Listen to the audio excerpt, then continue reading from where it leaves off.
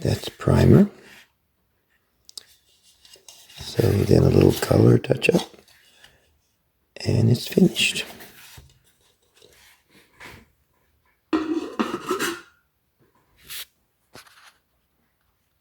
This repair goes all the way to a complete restoration, invisible restoration.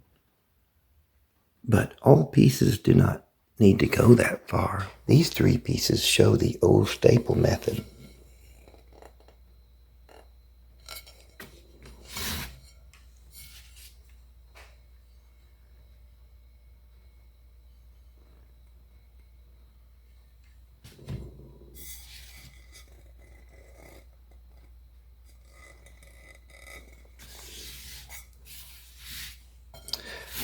Now let me show you how we make staples.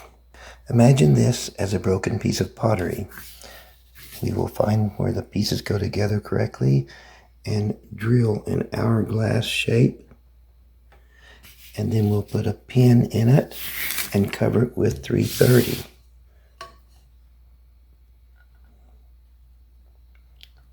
This really makes handles very structurally sound. But this beautiful old mixing bowl will stop at the structural repair. It has a crack that runs right through there.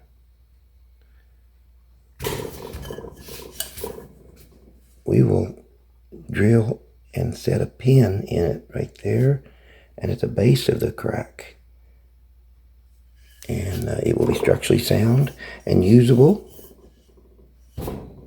with no cosmetic repair at all.